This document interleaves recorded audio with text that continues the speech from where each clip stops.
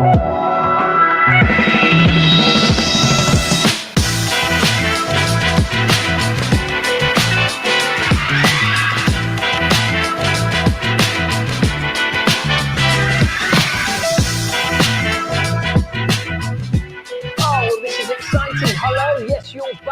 you so much for joining us. It's a hat trick, the third show of Digital Food Week TV. We are all about celebrating and championing the amazing people behind our food and drink here in Leeds. It's been a tough old year, obviously, for them. So this show is about saying they are back and they need you more than ever. My name is Johnny Ianson. This is a Chapter 81 production in association with our friends at LeedsBID, the people behind Welcome to Leeds. Obviously, it's not just me here today. My friend and yours, Larry Budd's over in Booze Corner. Hi, Larry. Johnny, look at this. Oof. I have turned Booze Corner tonight into basically a working cocktail bar. You'll be glad to know it's not me making them because I can barely rustle up a snakebite and black, but an actual professional cocktail maker will be here, a mixologist, I believe they're called. Your beer tonight, we've got the third stop on Bud's Brewery Tour. And if none of that's your thing, I've got some really lovely hot sauce going to be all over the place here before the end of the show. Can't wait to see it. So let's have a look at what else is coming up on the programme tonight then over the course of the next hour. We have for you in just a moment's time on this very sofa, Chef Jono joins us from Vice and Virtue. We've already heard about Larry's Big Thick Sauce from Big Guys. Hedonist drinks on the cocktails. It's Luigi Street Food that we feature tonight. Larry's brewing with Anthology. Harvey Nics features with Cooking with Beth. Harry's out in Headingley. And I've been talking to Leeds City Council. Oh, and we have some amazing music at the end of the show as well. Please stick around for that. DREUW, it's absolutely beautiful. Right now, let's introduce you to our first guest of the night. This is a man that trained not too far down the road, actually, at Thomas Danby College, went on to work at one of the greatest restaurants in the history of food, Noma, in Copenhagen, and is now doing his own thing at Vice and Virtue. Welcome to the programme, Jono Hawthorne. How are you, Jono? Yeah, I'm good, thank you. We saw you not too long ago on the telly on MasterChef, not any ordinary MasterChef, the professionals. Got to the final. How was that as an experience? Yeah, it was good. It was a really good experience, you know, stressful, as it would be. Yeah. But, you know, I'm proud of what I did. Yeah. You did amazing things on there, and you're now doing amazing things of your own at Vice and Virtue. Tell us a little bit about that, because you started right at the start of the pandemic, so you haven't actually got to cook for anybody yet.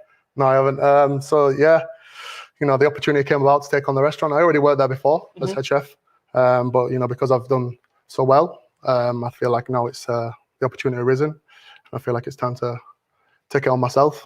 What's this last year been like for you then? Because you must have been chomping at the bit. If I'm honest with you, my life for lockdown has been like crazy busy. Yeah. Obviously, you know, the MasterChef thing. We were doing the takeaways before that, which was super busy. You know, so we thank everybody for that, making the restaurant busy for us. So it's kept us all in jobs. And then I did the MasterChef thing whilst doing that as well. That was during like Eat Out to Help Out week. Yeah. So you know, everybody knows how that went, you know, super busy times. I was in London trying to sort that out, the MasterChef thing out, trying to do that, stressful. And then come back and do the takeaways again, you know, so it's not, I haven't had any time off really. Yeah, I've just been solid through, and then now, you know, we're opening the restaurant, so. We'll talk more about this throughout the course of the show, but just a really important point for you and a lot of other people, and especially you watching as well, is obviously next week is when the restaurants are opening. People can sit inside and eat and drink. I mean, that must feel like it's been a long time coming for you, especially as a man that's opening up a new restaurant. Yeah, do you know, I can't wait. Can't wait to get everybody in there and just do what I want to do. You know, I want to cook for people, make people happy, and yeah, I just can't wait to do it. So what kind of food can people expect at Vice and Virtue? You know, apart from good stuff, obviously. Good stuff, obviously. You know, they're going to expect an experience. You know, it's going to be a tasting menu, obviously, like we've always done, and just I think just a little bit more of myself on what I want to showcase. You know, I want to showcase some of the produce of Leeds, and just a little bit more open. You know, to a few of the ideas that I do in food. If you've seen MasterChef, you know that I do some unusual bits and pieces. So that's what we'll be doing in the restaurant. Yeah. Am I right in thinking you're still a sucker for a turkey dinosaur, though? I definitely love a turkey dinosaur. That's my go-to. Egg, chips and beans. At the restaurant? At the restaurant. for lunch. That's what we do. Jono's going to be sticking around with us throughout the course of the show. Of course, we'll be over with Larry in just a moment's time as well. But it wouldn't be right to have a food show without actually seeing food cooked, would it? So that's where Cooking with Beth comes in. Beth Parsons is out and about around Leeds, having a run around some of Leeds' best known restaurants and finding out how they cook their signature dishes. And tonight, she's at the top of one of Leeds' most iconic buildings and shops.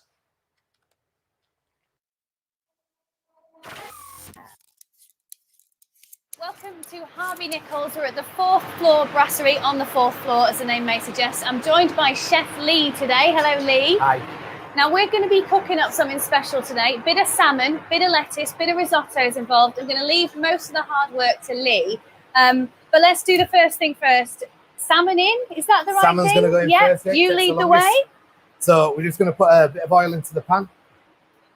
Then we're going to season up the salmon. And then into the hot pan. I'll tell you what else I'm going to do, Lee, for these special occasions. What we like to see. I've got a very special apron. There we go. Salmon goes in, get a nice crisp, then we're going to place it through the oven. Yeah. And then we can get, while that's in the oven, we'll get all the other things on. So you're searing, you're not cooking. Yeah. And then we're going to stick it into the oven now. Okay. Good luck. Okay, wonderful. So that should take 5-6 minutes. Okay. Depending on its size. Get your cloth. Look, that's what things are hot. That's what we got to do. Look. So yep, looking good. So first off, we'll put a little bit of oil into the pan. Okay. Right, a little bit of oil into the pan. Yeah. Perfect. Yeah, that'll do. And then obviously we've got the baby gem. Yeah. So it wants to be seared onto this side. Feel a bit nervous, Lee. There you go. Okay. That's it. Just let it. Just like get. Can nice I give bit it of a little colour. zhuzh? Of course you can. There you go. There. Jill knows how to do it. Yeah. There we go. So again, while that's cooking, we'll get the risotto one. Okay. So again, you right. see the starting to get a nice Oh coloration yeah, on. great coloration. And then all we're going to do with this now, we're just going to put it on the bottom of the grill. Okay. So the pan heat and the grill will just cook it nice and slowly. Right. Okay. So it's not cooking a lot in there. It's almost just. I don't know what the right word is. It's mellow cooking. Yeah, it's just softening it. Well, should we go out the front, have a little chat while your salmon's cooking, or do you want to stay? No, we'll get out. We're okay. Yeah, that's fine. Okay. Let's hope for good timekeeping. Let's go. So it's obviously been a very tough year for everyone, but particularly the hospitality industry. 17th of May, you're going to have people back inside. Yeah. Are you excited? Nervous? How are you feeling? Oh no, we're all excited. We can't wait to get back. Welcome customers into the restaurant, being busy again. It's summer. When I speak to all the team, it's something they've all missed, and we can't wait to get back to it, really. Yeah. Have you been doing sort of deliveries and stuff like that? Yeah, we did HN at home. So from January, I've been in working doing that. HN, Harvey Nics. At home, yeah. So yeah, again, that's been really busy. Because I think people's missed it. And then obviously with the terrace opening, that's been really busy. Just shows people want to get back out eating and enjoy themselves. Absolutely, just like I'm doing today. Exactly. Thank you for having me. Right, do you think, is it salmon time? Yeah, Sous we can Chef get this says that salmon is going to be ready soon. What are you doing over there, Lee? Talk us through. So we're just finishing the risotto now. Okay, what's gone in there? So inside the risotto, we've got crab, spring onions, coriander, and we're just finishing it with parmesan, butter, and some watercress puree. Lee, you're going to nail this. We'll give it a go, eh? Yeah, okay. So first off, we're going to put some roasted fennel puree. Nice. And then on top of the baby gem, we put a little bit more. Ooh. We're going to put a little bit of raw fennel. Okay, so that's matching with the roasted fennel. Yeah, so you've got that fennel theme running through it. And then on top of that, got some crispy shallots, which we've blanched off to get the raw onion flavour out, and then placed them in a dehydrator to dry them out. How have you've just put a pile of things together, and yes, it looks good. When I do that with my beans on toast, it just doesn't look as appealing. Yeah, that doesn't look like risotto anymore, or what you imagine it to. And then the salmon. Fiesta Resistance. And then there's a little bit of watercress. And then I've just got to get the brown crab dressing. So with this, we've just took brown crab meat with vinegar, oil, and made like a dressing, so it's got a little sharpness. So I get all of it on a fork? Yeah, go through the salmon. Ready.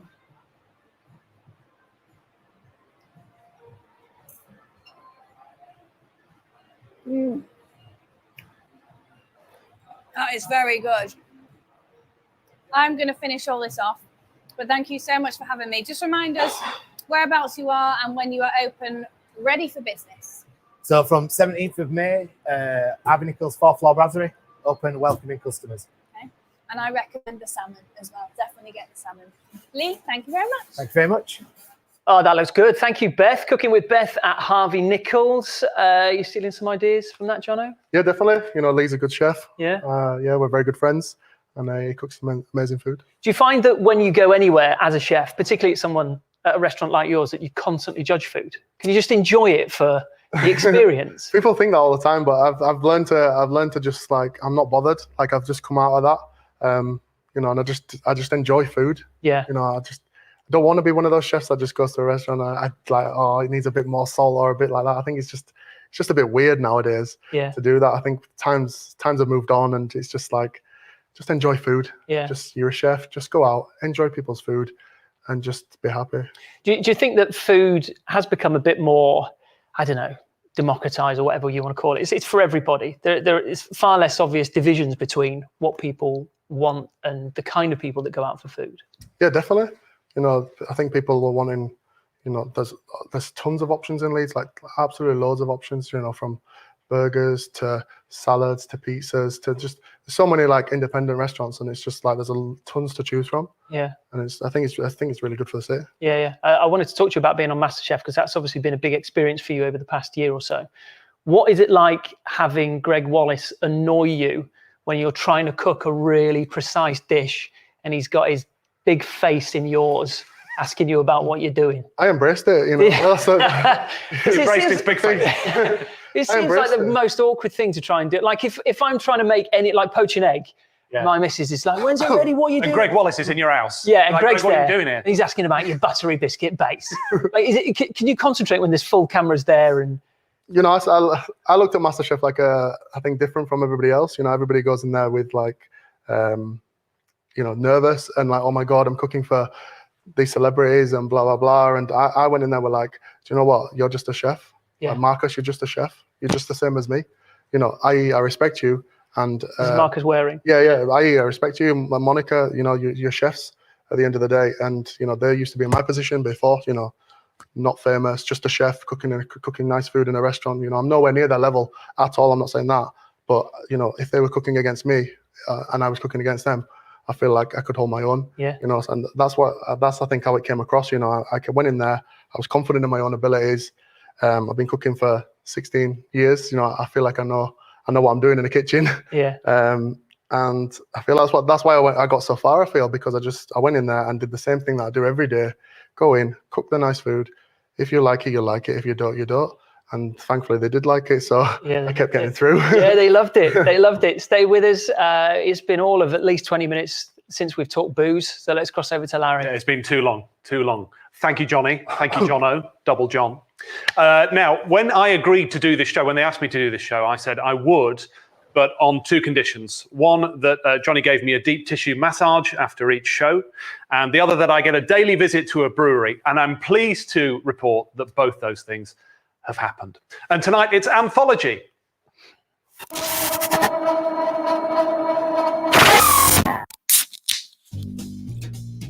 I'm in West Leeds at a small but perfectly formed brewery that's famous for its Sicilian lemon pale ale.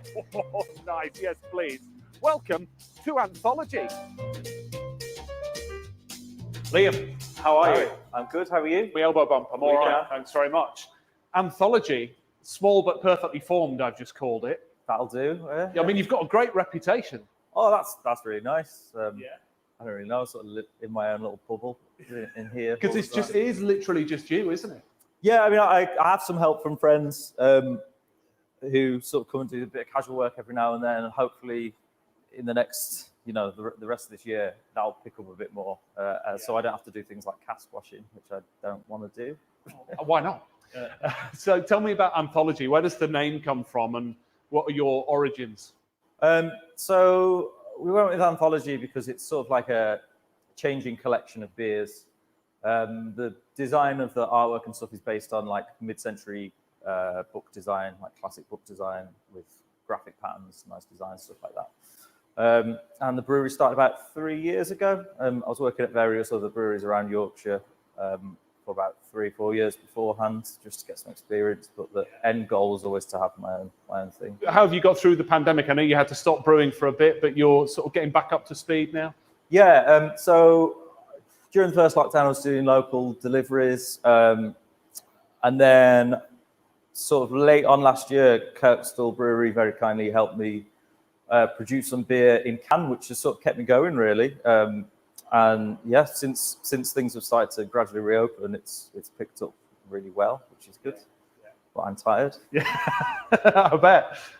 That's really nice, though, isn't it? That Crowther Brewery offers to help you, who we're also talking to this week. They offer to help you out, and I've got a sense that a lot of breweries are really happy to work together just to help other people in the industry. Yeah, definitely. I mean, we're in various like little WhatsApp groups where if someone needs to borrow something or has wants some advice about what bit of equipment to buy, we'll all try and help each other out. So yeah, it's really nice like that. Your Sicilian lemon pale gets a lot of attention.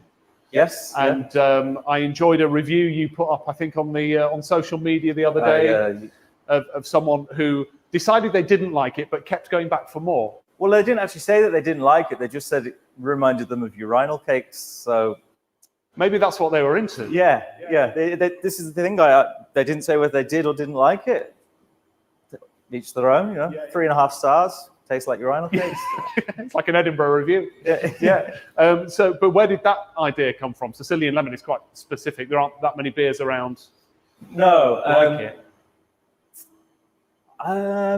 I don't know. That was one of the first beers I actually brewed. And I hadn't even been to Sicily at that point. I went to Sicily shortly afterwards, and then I was impressed with the size of the lemons. And I was like, right, maybe this is why the lemon juice is so good. Yeah. But yeah, I don't know. I wanted to do something that was tart, refreshing, really good for summer. Works as a good palate cleanser as well. So yeah, it's one of the most popular beers. Well, it does all of that, and it's definitely one to try. What's the future then for Anthology? Are you looking to expand? Are you happy the size you are? Are you tired enough as it is? I'm interested in expanding a little bit sustainably. My main thing is I find a lot of businesses expand at the expense of people. Well, that means sound too negative, but I'd never want to expand whilst having employees that I'm paying minimum wage, because to me, that's just not a thing I'll ever want to do. So for me, it's about keeping it sustainable. If I'm going to pay people to come and work for me, I want them to, be able to afford to buy the beer that everybody's making. Because that's the thing in the industry. It's expensive to buy craft beer. Yeah. So many people working in the industry actually can't afford it. So. Yeah, well, it's a really interesting point. Thank you for talking to us. Appreciate it. And I'll take a case of Sicilian lemon home with me. Cheers, Liam. Cheers. Thank you to Liam at Anthology for showing me around. And Johnny, I was going to bring you some of the Sicilian lemon pale, but I took it home. Oh, yeah. And there was just a big accident and I drank it. Yeah. But Jono, I wanted to ask you, I do sort of feel like making beer, because I've been visiting all these breweries and it's been really interesting to me as a beer fan. It's sort of a form of being a chef, I think, is finding the flavors that work together. Because some of these craft beers are so wacky and weird and, milkshake, rhubarb flavor or whatever, but yet they work. And it's about pulling flavors together, isn't it? Yeah, definitely. These beers that are coming out now, they're really interesting. Like, it's something that I'm really getting into. I'm really finding it intriguing to see the flavor pairings that they're doing, with the style of food that I do. It's very interesting. So to see that in a drink as well, it's very intriguing. One of the things I love about a taster menu is the fact that you as a chef have to have total confidence in what you do. Because it's not like you go, oh, just come to my restaurant. We've got 15 different things you can pick from. It's here's a menu of 7 to 25 dishes. And I think you're going to like this. You have to trust me. And that's it. Yeah. So there's a lot of pressure. I'm not going to lie. It's a lot of pressure, you know, to just say, here's a menu. This is it. And I hope you all turn up at my restaurant. And it's all on you. I can't give you another menu because that's the one menu I have. Do you have people coming in saying, can we just swap this around? Or not for dietary reasons, but they just don't want that. I want something else. No, not really. The people that are coming there, they know what we do. They're looking for an experience. They're looking for some nice food. And I think, yeah, they just want to enjoy it. So I don't really get many people saying that they want to switch the dishes around because I don't really have anything else for them. Do you know, like, what do you want? A bowl of fresh air? Because I ain't got another dish in my back pocket. I can imagine some places trying to serve that though. Yeah, probably. Maybe that's the new thing. Maybe that's the new modern take on food where we're going, fresh air. Yeah. And one of the things about what your approach though, even though it is a fine dining restaurant, you are relaxed in the sense that you like it to change and you like things to be different and to mix it up a little bit. Yeah, definitely. You know, I don't want it to be like, I feel like there's this stigma of like fine dining, it's got to be stuffy and you've got to do all this and blah, blah, blah. I feel like I'm completely different. I feel like it's, you know, we'll do fine dining and we'll do the food, but I feel like I want you to come into my home and, you know, this is my restaurant, my home, relax. If you want to throw your coat on the floor, go ahead. Like if you want to chill out, just chill out, like enjoy the food, have a good time. Yeah. You know, this is my house, but it's also your house. Come in, enjoy and take advantage. Can I take my shoes off in your house? Definitely, take your shoes off. Trousers or? That comes later. Okay. Now, obviously, it's not just about fine dining here in Leeds. There's the more relaxed element as well. We've got an amazing street food scene, and we're profiling that throughout the course of the week as well. All over Leeds, there is some fantastic stuff. And tonight, we've got a little bit of Italian. Molto bene!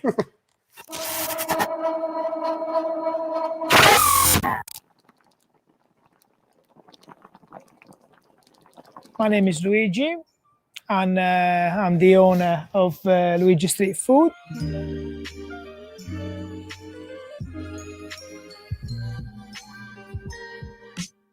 We make something that you don't really find in the streets yet, I guess, which is a fried pizza, fried calzone. So we make a calzone, we fold it and we shallow fry it.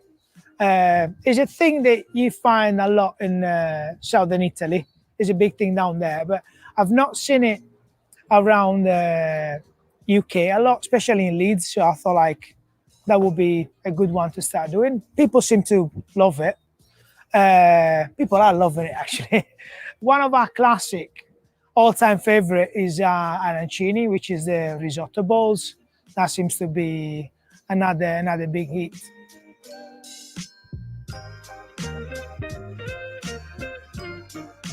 I worked in restaurant as long as I can remember. I started when I was a little kid. Up like 5 years ago, I was thinking I want to do street food. And I've been thinking for like a year and a half till like finally left my job. Everybody thought I was nuts. But yeah, that's how I started. It was like the background is restaurants and food. It's always been food, and drinks and bars. But yeah, we started like 3 years ago and it's been good. Not mentioning what happened the last year. But yeah, the food scene in Leeds is big and strong. People love food. I notice anywhere you go, people are not afraid to try the menu, you know, like the fried pizza that we make. It's not something that you see everywhere. Having a restaurant is not an easy job. The street food, in my eyes, was the option to do what I love and find the time to do other things, you know, living a bit of a normal life and but carry on with my trade, because that is my trade, that's what I do. So that's why the street food. I love this and I want to do it for as long as I can, because I think it's a trade that is growing. It's growing on people. They look at us differently than they used to 10 years ago. We're not only like the old burger vans or the hog roast. You find some decent, really good pizza, told by an Italian. I've tasted some amazing pizzas. made by food traders. So there's a lot out there, and I want to do it for as long as I can. I had a look around, and I was looking at a food van, a camper, and then I looked at the caravan, and I thought like that would be the best space to build a kitchen in. They're easy to tow. It's very spacious inside. You'll be surprised, and it just looks cool. I started with like 2 plain colors, 2 shades of grays, and we wanted to be there, but not too much out there, too many colors. Now, walking around the street of Leeds, I see the artwork in Leeds is growing a lot. And I contacted, he's a local artist, Benjamin Craven, and he agreed. It's colorful, it looks good everywhere we go. So yeah, bit of sunshine in grey Leeds. Food scene, as I said, is big. Like you can literally walk into Leeds Market and find stuff from a nice falafel, a vegan option. Some people are doing sushi. There's a guy who does pasta fresca as well, so you can try a decent Italian food, Chinese, a great Indian. There's quite a lot. There's few restaurants and bars that are also doing some street food. So we're kind of lucky in Leeds because we've got the food scene is big, and the food is good. They're all in love with what they do. They're not just dishing out food for the sake of it. There's more independence. They care about the food, and that's why the scene is strong. It's nice. So probably Leeds Market right now is one of the coolest places to go and try some food, or follow us around. anywhere.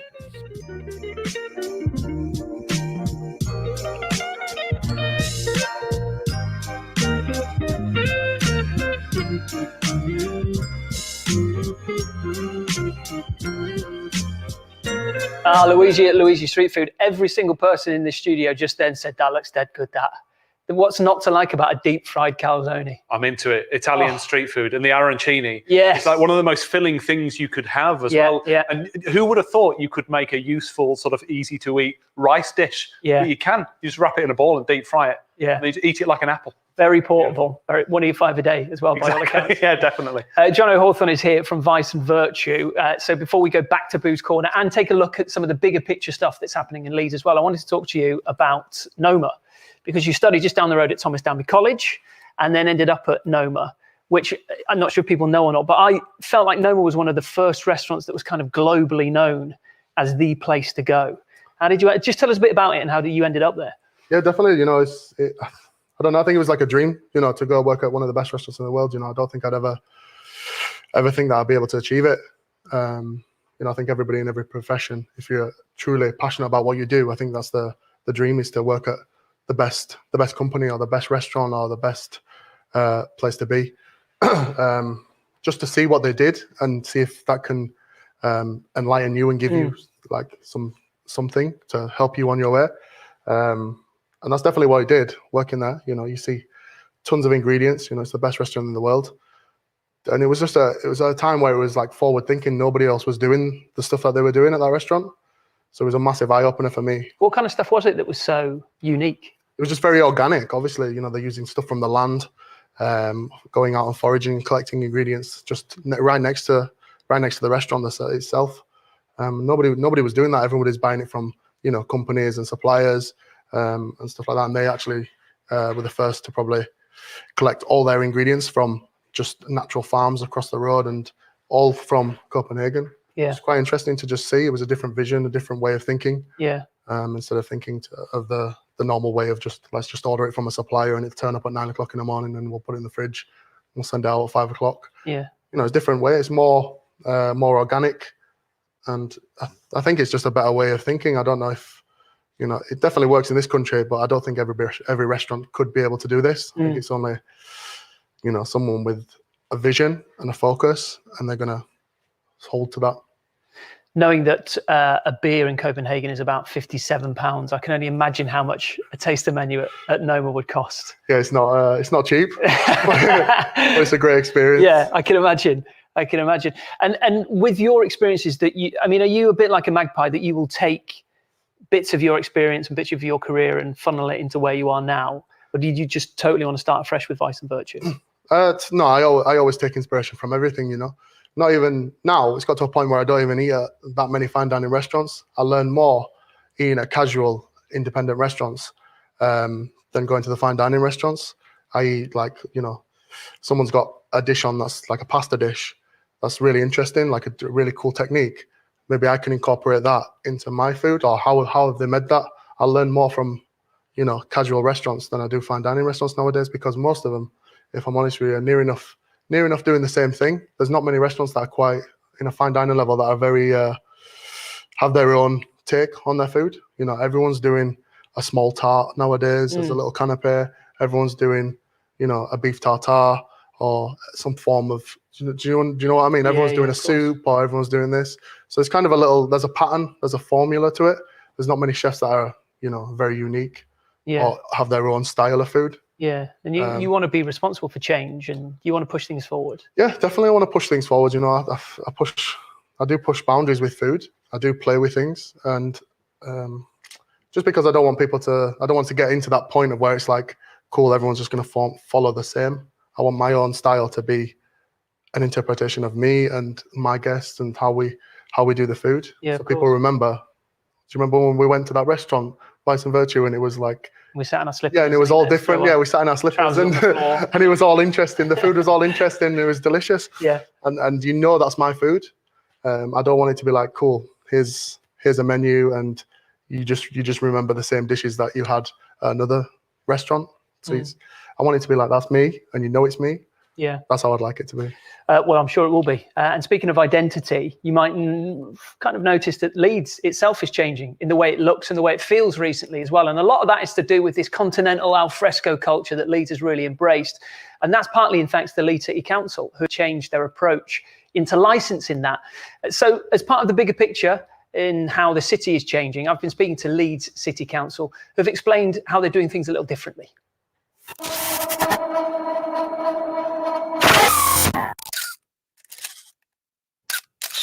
So Becci, welcome. How are you? Thank you. I'm fine. Thank you. Yeah, good.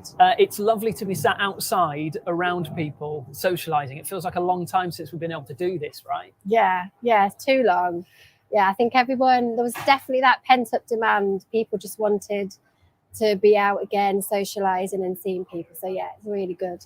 And I know that the reason that certainly part of the reason we're able to do this is because of the change in the way that Leeds City Council have approached allowing people to do this and actually encouraging them to do it. Yeah, so we've worked really closely we've done a lot of business engagement. You know, we're really good at networking. We've worked well with the businesses, and it's really understanding what their needs were. So ourselves, city centre management and highways, worked closely with the businesses to widen the pavement so we could have more room for outdoor seating and for people to be able to sit and socialise. So in terms of Cool Lane, we worked really closely, and we made sure that the site was accelerated for that 12th of April, the reopening date, so bars and restaurants were able to be outside and, you know, invite customers to use the space. And it's not just been a physical change, legislation's changed slightly as well because of these temporary cafe licenses. Yeah, so we've worked closely, our teams work really closely with like national legislation. We've had additional funding to help with street cafes. We've relaxed the rules a little, so in terms of we've allowed more space for people to use, because of social distancing, you know, it's only going to help with that. But also we've sort of standardised the times that street cafes can operate as well. So street cafes had different times throughout the day, and they closed at like 10, but we've given all operators an extra hour, so all of them can operate till like midnight. So it's just giving that extra time and working with like the national legislation, so it works better. Do you think it'll lead to long-term change? Because the way, you know, we walk through Leeds on a day like this, and it's changed the whole feel of the place. It's changed the way it operates, but it's also changed it as an experience as well. And from talking to a lot of people, they'd like to see this permanently. Yeah. So in terms of the, the cool lane, this is a permanent feature. It's we've invested over £250,000 on this, and there are other streets that we'd like to see this happen. We've got Merrion Street, which we've just worked with the operator on there to get the covering, the canopy, and that's just proven so popular with customers. But I think outdoor seating, the great British weather, we can't have it perfect, can we? So we're so fortunate at the moment to have amazing weather, sunny weather. So outdoor seating really works. I think in the winter months, it might be a bit different. But I think certainly in the summer months, we'd like to see outdoor seating more. It just gives it that cosmopolitan feel. It gives it that vibrancy to the city centre. Yeah. So yeah, we'd certainly like to see this sort of vibrancy and space in Leeds more on a permanent basis. I think one of the things it also does is change the appeal that the city has. And obviously the council, businesses, everybody want more people here to enjoy the city and to put more money into the economy. And it's really about presenting Leeds as this city to visit for food. Yeah, certainly. I think it's got so much to offer Leeds. The independent scene is just amazing. The independent food scene, the Leeds indie food scene, there's just so much diversity in food, and I think that offer, I think promoting that so people are aware of it to come into is just so exciting, and that just gives Leeds that kind of edge and that feel that it makes it unique compared to other cities. So yeah, it's really important to provide that space for independents to operate their businesses in. I mean, there's obviously lots of work going on around us now, which is as part of this. So it's probably fair to say then that when it comes to planning in the future, the hospitality industry is very much something that plays a large role in what Leeds City Council sees its future. Yeah, definitely. I mean, all the Connecting Leeds work that's been taking place for the past 2 years now. So they've refurbished the whole of DREUW. That was to improve the public transport, improve the pedestrian experience and the cycle experience. So that's just about completed. I think they're just finishing resurfacing of the road. Again, widening footpaths. And I think the whole sort of ethos and aim of the Connecting Leeds scheme is to make it more of a pedestrian friendly city, to remove the dominance of the car from the city. So it's more cosmopolitan, and I think Leeds is changing so much, and the next stage of that is this scheme is part of the Corn Exchange scheme. So there's going to be a whole new public square event space outside the Corn Exchange, which is one of Leeds' best buildings, and to offset that with a gorgeous, beautiful square is just going to be so. Thinking's changing, and we realise that for people to come into the city and to have that offer, for people to come in and spend a day here, we need to provide that space for people to dwell and spend time and socialise. And finally, Becci, obviously it's a long road to recovery, I guess, but it certainly feels like we are heading in that right direction. And how does the council feel about the future of Leeds City Centre, particularly as we move out of the pandemic?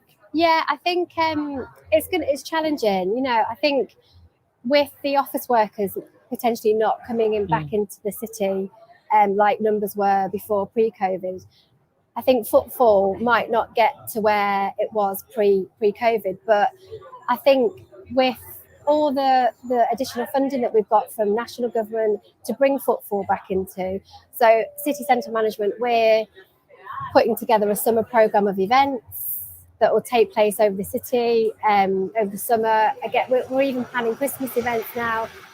I think with that diversity and with that all-round offer, we'll hopefully get the local audience back into the city centre to enjoy. And there's always going to be that retail offer. I think retail will bounce back. The first 2 weeks after the opening, I saw footfall, back to pre-COVID numbers. So amazing figures. So yeah, I think it will get there, but it will be challenging. And I think we need to, look at the city in a different way. We need to maybe look at residential in the city, so increased residential. So you've got that sustainability and people living in the city. So you've got that constant sort of neighbourhood feel. Well, fingers crossed as well for some decent weather for it as well. So we need that. Becci at Leeds City Council speaking to Johnny, and yes, fingers very much crossed for some decent weather. I think it was the coldest April on record or something. Well, it wasn't quite what we wanted, but I'm going to accept a massively hot summer in response to that. Welcome to Booze Corner. My name's LeedsBID, and if you are a big fan of cocktails, then you will know that things have moved on a bit since the days of your woo-woos or your sex on the beach or Blue Lagoon. That was when I never trusted a blue drink. That was definitely one of them, though. Well, things have changed a bit in terms of cocktails in Leeds, because it must be one of the most vibrant cities in the world for cocktail making, for enjoying a good drink as well. And Dan Crowther is here from Hedonist, which is on Briggate. Well, it's Lower Briggate, isn't it? I need to technically Lower Briggate, yes. Technically, Lower. I didn't know if there was sort of like, you know, sort of a war between Briggate and Lower Briggate. Yes, yeah, Briggate. We're all good. And you're at the centre of that. And your motto when it comes to cocktails is this sort of pursuit of pleasure, isn't it? So where does that come from, and how do we get that out of cocktails? Yeah, so 100%. Obviously, we're name of the bar is called Hedonist. Hedonist is the pursuit of pleasure. So you basically put everything in front of like flavour and taste in front of everything else in life. So we do that with drinks, very much like how chefs like Jono work with food. We do the same with drinks and with liquids. Some people have coined the term liquid chefs, which I don't know. I like it. Yeah. I like it. I like it. Yeah, it's all right. I've been to the Hedonist. The Hedonist is really good. Really like it. So we try and basically bring out flavors, utilizing spirits, utilizing like stuff like cordials, homemades, and also obviously stuff that you buy off the shelf as well. So yeah. I've been in the Hedonist where you've made a chocolatey drink with some beautiful tempered chocolate on the top as well, over the top of the glass. It was pudding in a glass, basically. So one thing we do, especially with the new menu going forward, is we like to create food and drink pairings. So the garnishes, we're a big fan of edible garnishes. So you're creating that kind of experience. I think cocktail drinking now, it needs to be more of a holistic approach into that experience. So taking into the music, the feel, the lighting, the space, but also how the drink is served. How does it look? Yeah. How does it taste? Like, are you going to really hit all the sensories, perceptors in your mind, rather than just, here's the blue drink you were talking about, the Blue Lagoon, which is a great drink, by the way. I would actually. Yes, but yeah, so that's what we do. Any night I've had a Blue Lagoon, I've obviously not remembered it for some reason. Right, what are you going to make for us tonight then? So first thing we're going to be doing is off our Project One menu. So part of the bar, what we do is we've got a Project One drink. So we are very big fans and promoters of responsible, mindful drinking. And it's one thing that we like to try and do in the venue. Obviously, the whole low to no movement is going really well at the minute. There's a lot of kind of low to no products. Yeah. The thing that we found though with low to no is it's quite hard to understand from a consumer point of view. Like, what is low to no? Like, for me, a low ABV spirit might be 10%. But for yourself, it might be 30. You never know. Or 70. Or 70 or 80. So basically what we wanted to do was create a cocktail menu where each drink is 1 unit of alcohol, as per the guidelines of the NHS. So it means that consumers can count and understand what they're drinking. Like, we live in a counting lifestyle. Like, we count our steps, we count our calories. Yeah. So we need to start thinking about counting our alcohol intake. So we as a business and we as a bar are trying to make that easy for the customer by utilizing Project One. It's a sort of bar equivalent of putting the calories on the menu in a restaurant, isn't it? 100%. It's exactly the same thing, which I do feel eventually. I always say that kind of the drinks industry and like bartenders, we're usually kind of about 10, 15 years behind kind of the chefing industry in front of consumers as well as kind of what we do. So calories, I think, in drinks is probably going to come at some point in a not too distant future. So this is off your Project One menu then. So what is it? So this is a very simple drink. It's called Coffee Tonic. Yeah. It is literally a coffee liqueur. We've used Mr. Black's here, great Australian coffee liqueur, kind of one of the most premium kind of coffee liqueurs in the market. There's hundreds out there now, but this is one that we choose to use in the bar. And then it's quite simply just topped with tonic with a nice kind of orange zest at the top twist. Is it a sweet thing then? The coffee liqueur is a sweet? So it's like a bittersweet drink. So obviously the coffee liqueur's got the coffee notes. It's got the sweet notes because obviously we're in the liqueur world. And then we're utilizing tonic water as well, which has got a nice bit of quinine. The tonic water we're using is London Essence. So London Essence, the way they make their kind of soft drinks is a little bit different to everyone else in terms of a lot soft drinks will use syrups. Well, in essence, is actually use essences. So this basically means that it's a low-calorie drink, as well as it's really intensifying the flavors. Because the best way to intensify flavors is utilizing alcohol in that and actually concentrating using distilling techniques. Definitely getting the impression that this is a healthy drink. Yes. So literally, very simply, just coffee with a bit of tonic water. This is quite a very popular drink down in Australia, Australasia, we'll go with that. Yeah. I think so, yeah. GCSE geography coming out. And then what we want to do as well when we're making the drink, obviously you can see this layering. We don't want that layering. We want kind of all the flavors to come through with the drink. So just give it a bit of a stir. It's going to bring the coffee through into the drink, like so. Coffee is very much the drink at the moment, Dan, and obviously espresso martinis are everywhere you go. Is this kind of your way of just trying to, we talked earlier to Jono about progressing and pushing things forward. Is this your way of just trying to evolve that a little bit? I think it's all about kind of utilizing ingredients in drinks. Obviously the espresso martini, great drink. We have one at the bar. We have our own twist on it. But it's about using ingredients in classic drinks like that, but in a different way. Yeah, sure. So coffee liqueurs were predominantly used in the espresso martini. I think that's probably where most of the coffee liqueur market is. So we wanted to kind of take that product and kind of give it a bit of a spin really and see if people like it. And they seem to. It gives me a comfortable feeling, coffee and booze, because it reminds me of my mum when we go to a Bernie Steakhouse and having an Irish coffee afterwards. Does anybody still have Irish coffee? You serve Irish coffees, Jono? You need to serve Irish coffees. Yeah, definitely we serve Irish. Should do. What's a Bernie Steakhouse? Oh, it's like an old school. Yeah, what is the Bernie Steakhouse? Or a beef eater. You know, beef eater steakhouse? Yeah. Like old school chain steakhouses. I think it's made up before my time, mate. Don't pretend like I'm the oldest one here who remembers of Bernie Steakhouse. Sure. You've had your jab, haven't you? All right, awesome. So here we go. We've got the coffee tonic. As you might have seen, it's done a nice little orange zest on top. Get that aroma through. Because as we know, depending on kind of what book you read, anywhere between 85 to 95% of all flavour actually comes from your nose. So you really want that kind of aroma to kind of bring the drink through and bring the flavours through. All right, I'm going to go straight in then with this one, and then you two will have to have a fight between you on the couch as to whether you can have this one. I'm just going to have this myself. We ain't getting anything today. Do you want to try it, Jono? Go on. Yeah, try it. You get stuck in there. You know your flavours more than I do. Oh, so that's super refreshing. Is the first thing, and that's just one unit. So that's the equivalent of half a pint of normal strength. Does it taste of booze? Can you taste booze in it? Yeah, you can taste. You have very little flavour left after what you've been drinking this week after the wine yesterday. Yes, after the wine last night. Yes, which I didn't have a hangover. So if you were watching last night, the natural organic thing worked. Yeah. The one key thing to remember as well, especially when we make the Project One drinks, it's all about measurements. A lot of people have been making drinks at home in the last 12 to 18 months. And one thing we've always promoted, even through our virtual stuff and all the stuff that we do, is make sure you measure everything. Like chefs measure in cooking, you should measure in drinks. Not if you get a Lineker's in Tenerife, they don't. No, not if you go into certain places. It's free pouring gin at home. That's sort of I am waiting for that person to come to the bar and I could get a double gin and tonic. And like, there you go. It's like, is that it? Like, no, that's a double. It's like, no, it needs to be at least like that much. Yeah, it's half a bottle, isn't it? It's like, yeah, we'll do that. And then that's like 40 quid, please, mate. He's like, what? All right, so second cocktail, you've got another one which is a bit different, this one, yeah? Yeah, so this was a shaken drink. So this is kind of from our core menu. So our core menu, what we've done when we're reopening is basically create a friends and family menu. So obviously, as we all know, this industry the last 12 months it's been hard. It's been tough as a business owner, as a business to kind of get through this. So what we wanted to do is kind of celebrate all the people who've kind of supported us, helped us, come into the bar through thick and thin. So we're finding forgotten classics. We're finding them our kind of customers and our regulars, and we're basically combining them. So all the drinks that we'll be creating in the new menu are basically inspired by the people who come into the venue. All right, great.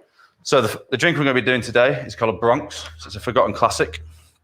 So it's a really interesting drink. It's a shaken drink. We're going to be using 10 mils of dry vermouth. This is Cocky Americano, really good product. We're going to use half a measure of Cocky Torino, which is a sweet vermouth. So you're basically blending the two vermouths together. That's a red vermouth, is it? Is Yes. there a difference? Did I just slight difference? Okay, yeah. But we're not going to get into that because that could be an entire hour conversation. And then we're going to be using orange juice. So I've pre-poured some here, very kind of Blue Peter-esque. Made it earlier. Made it earlier. This is Hand just like what they squeezed. do on Blue Peter, by the way. Yeah. Hand squeeze. It's not right, is it, for the kids? They don't need to know about this stuff. No. So we've got the orange juice, freshly hand squeezed by my hands. Yeah. Freshly milked. Yeah, freshly milked. Yeah. Something like that. Then we've got half a measure of sweet vermouth, dry vermouth, and then it's gin. So we've got a single measure of gin here. The gin we've got is the gin that we create ourselves. So above Hedonist, we've got our own creative drink space that we launched in March last year. Perfect timing. Yeah.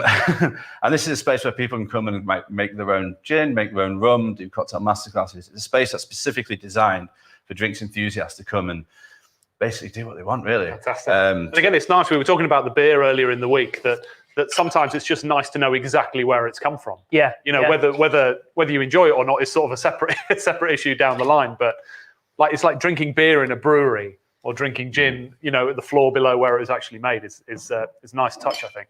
So all of that's in there, and then it's a case of shaking it up, is it? It is indeed. I've been looking forward to some shake. We haven't had any shaking, had we? This is the first bit of shaking we've had going on, actually. Yeah. We're expecting full Tom Cruise. Here it is. Oh, what? No. Come on, you've got the shirt on. Come on, shake Yeah, you got the it. shirt on. Oh, it's on rocket, right? You can go really hard like that. Yeah. I won't say what the face is meant to represent. Not my sexy face. Sorry. It's going on after 9 p.m. Can I say? How's that? That'll do. Yeah. Thank God he didn't ask me to open it. I've done that enough at home and just chucked it on the floor. So then this is going to be double strained because we want to get rid of all the ice shards. We'll make a nice smooth, lovely kind of drink. And it's going into a Nicanora. That's the name of the glass. That is the name of the glass, yeah. It's not a TV show or kids' TV show. So obviously with the orange juice we remove from the gin, you've got that lovely kind of orange kind of colour of the drink. Yeah. I'm not short pouring you. There is actually more to the drink than this. And then what we're going to be doing, we're going to be topping it with a little bit of soda. Okay. Gives that kind of evanescence, that kind of lovely kind of fizz that we want, to kind of really kind of give a bit of texture and kind of really make the drink. Look at that. Pop. Really interesting fact about carbonation. Artificial carbonation was invented in Leeds. It was, yes, by Priestley. Joseph Priestley. It was. Good knowledge, guys. Well done. Good knowledge. Good knowledge. And that ice cream wasn't invented by Margaret Thatcher. Wasn't it? Apparently not, no. Whippy ice cream. She worked for the firm that invented whippy ice cream. Urban myth that she invented it. Right, okay. Yeah. If we're allowed to use her name on a Northern Food show, I'm sorry. Right, okay. So, Johnny, you're going in for this? Yeah, come on, enough chat now, boys. So again, to finish, Bring me the just booze. give it that bit of orange there. That's the oils coming off. That's the oils coming off. So when you make the Cosmo and you've done that thing where you get the lighter and the oils come through, it's the oils that basically make that flame. Notice how you got the low alcohol one, and I'll just exactly.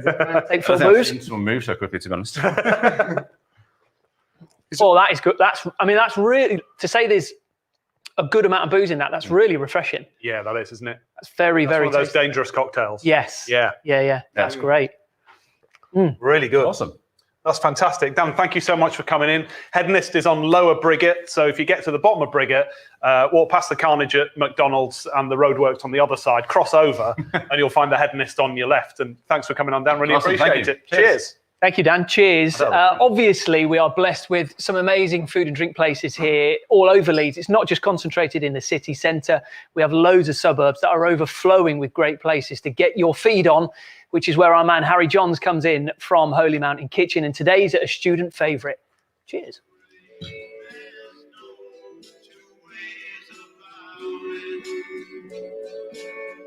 Welcome to What's the Move in collaboration with Leeds Indie Food, where we explore little areas, suburbs of Leeds. We do a recce and we find nice off the beaten track places to eat and drink.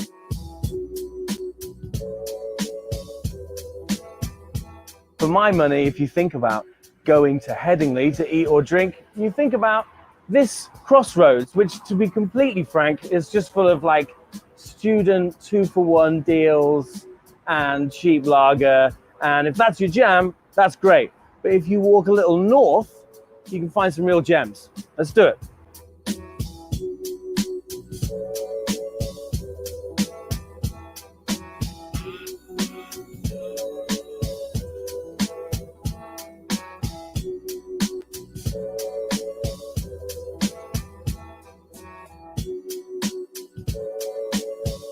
So, for my money, how many times do I say that? For my money, this is where the more interesting independent stuff is in Headingley.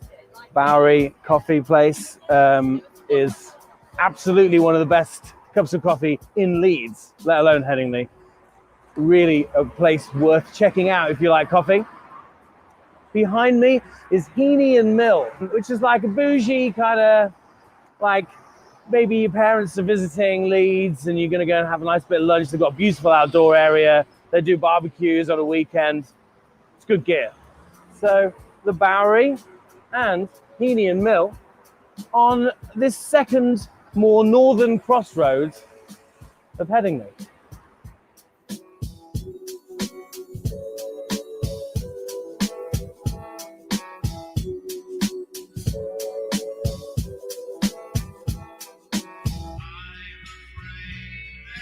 So we're at Salvo's, just across the way from where we got that delightful coffee. Salvo's is like old school Leeds institution, family run, Italian restaurant. It's a real, it's like a chef's restaurant in my opinion. Me and all my chef mates all love it here. It's right in the heart of Headingley, beautiful, simple, fresh Italian cooking at its finest. So it is a fennel sausage in a tomato sauce with the cassarecce pasta. Wonderful, thank you so much. Oh, nice, thank you. I've ordered the sausage ragu pasta with a little pecorino on top. I think the trifecta of great Italian restaurants in Leeds is Salvo's, Zucco, and Stuzzy in town, and they all have their version of sausage ragu. And this really is special.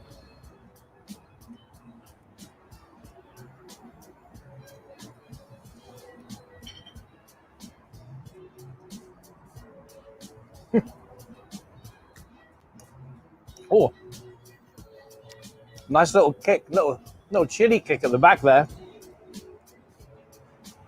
Beautiful pasta, perfectly al dente.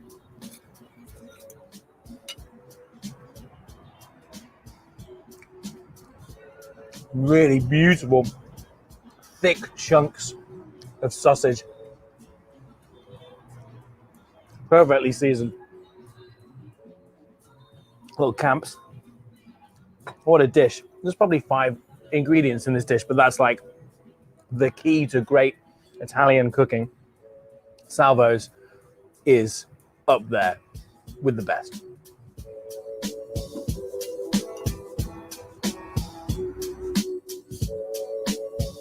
So that was Headingley. Lovely coffee shops, lovely outdoor dining spaces, love Salvo's. Yeah, there's some garbage, but there's definitely a little bit more than meets the eye here. Worth exploring. I hope you enjoyed it. Peace out. Peace out indeed. Thank you, Harry, in Headingley. Welcome back to Leeds Digital Food Week TV. My name's LeedsBID, and sometimes, as good as food might be, it might need a little kick, a little bit of something to help it along the way. And that's where this man comes in. This is Luca from Big Guys Thiccc Sauce. Were you aware when you named it that the jokes were going to come from? Yeah, of course. Yeah. Okay, great. I just wanted to make sure we were on the same level with that. Yeah. I'm not serious, guys.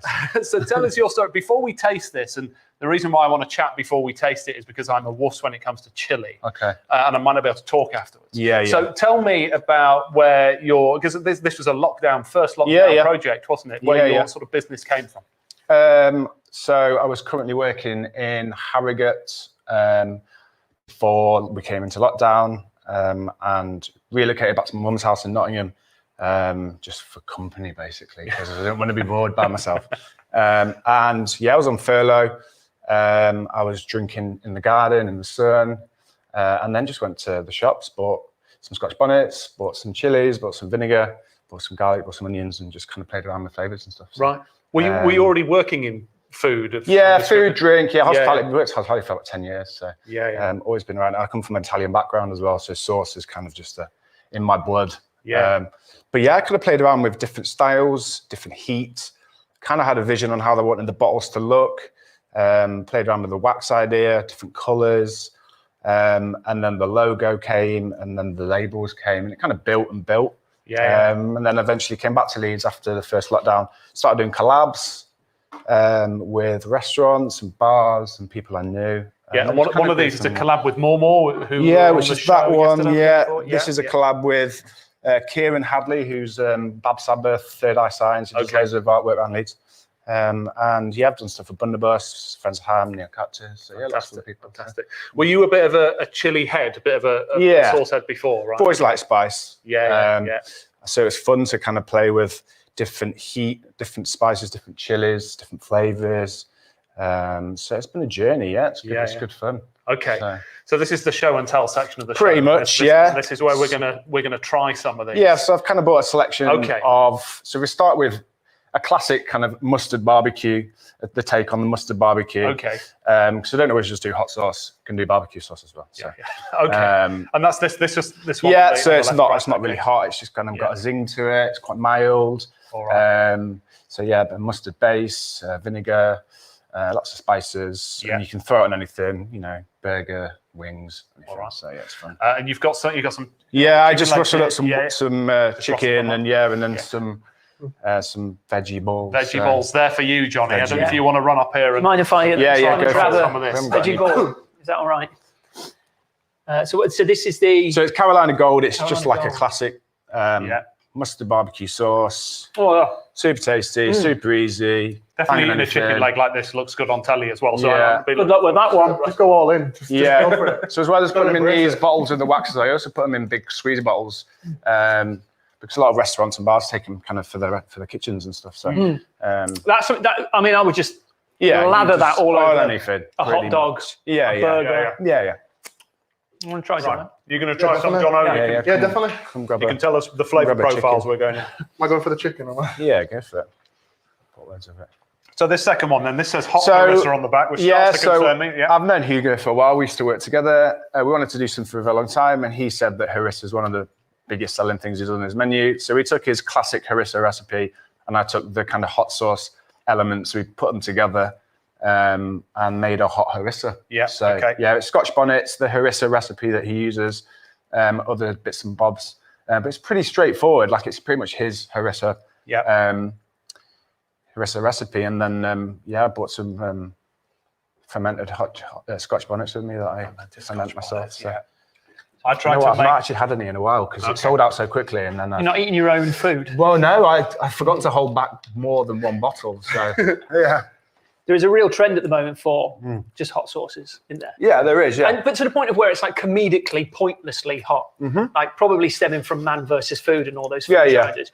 There comes a limit where it's just not fun or tasty. Yeah. And it's also when you get hotter, it's also harder to balance the flavour then because you. Well, that's really good though. Yeah. What's your main thing with this then? So is it to go for the spice or to go with the flavour? A bit of both, really. It's to have a good kind of.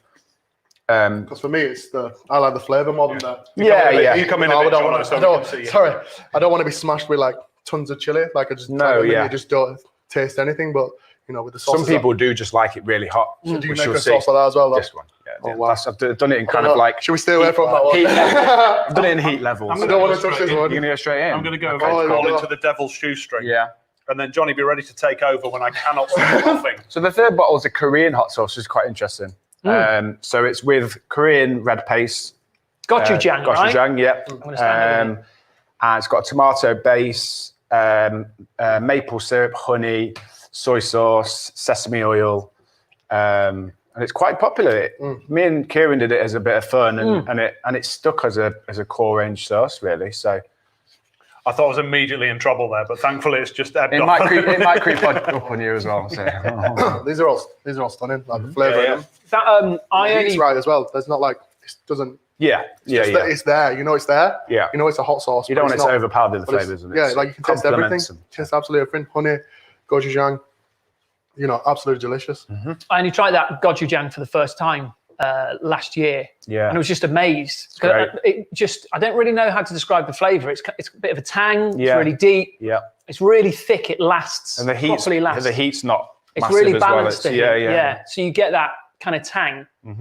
but it's not overpowering. It's great at all. to use sauce with, like it's. Would you cook with that in anything instead of if you need? Jono, you could probably chip on that. But with something like gochujang, this Korean chili paste, just where you need chili in a dish, could you use that instead for maybe a bit of extra richness? Yeah, definitely. You can use that. You know, it's a very popular product now. A lot of chefs are finding Korean products, and you know, they're going for these sort of red chili pastes, fermented pastes, misos, stuff like that.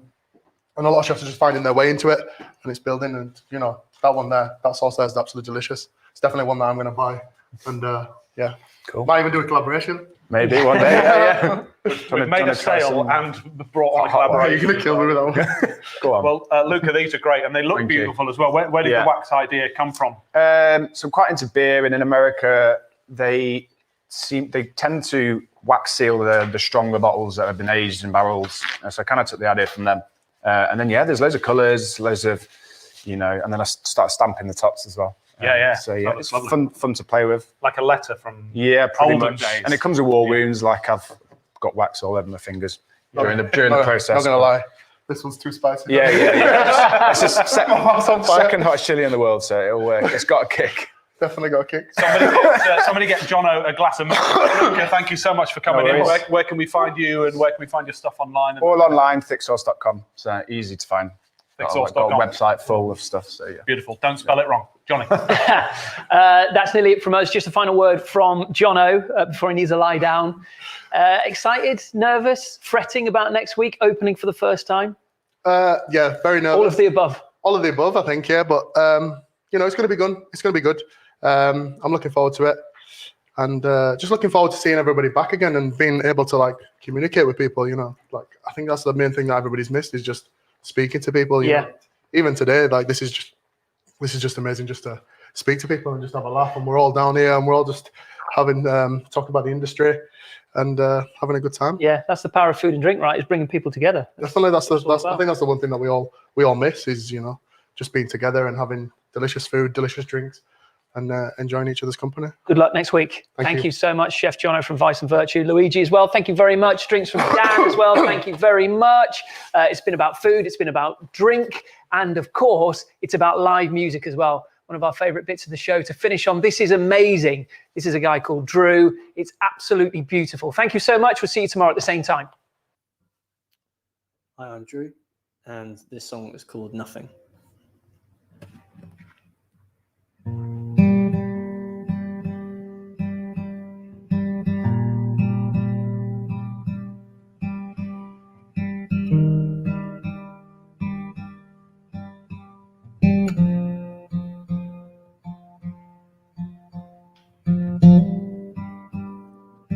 Heaviest part on my mind. Tell me what's the time?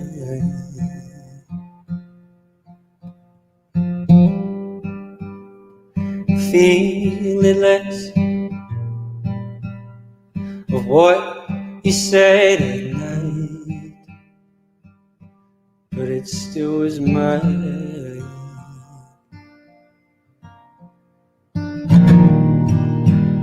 Sorry, hardly without you.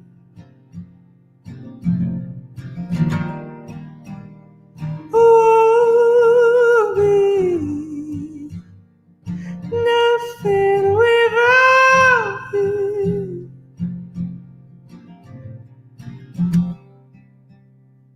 Cold terrain had me watered down, set me up to rise.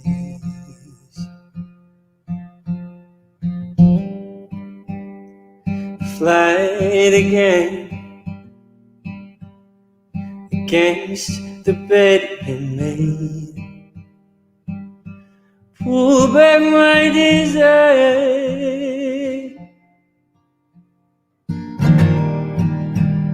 Slowly, hardly without you.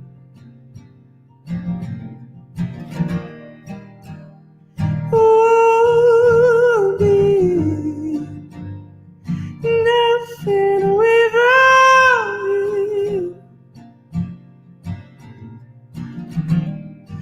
wake from the lonely hours, facing the utter silence, gray smiles and nightlit fires, wake from the lonely hours, facing the utter silence, gray smiles and nightlit fires.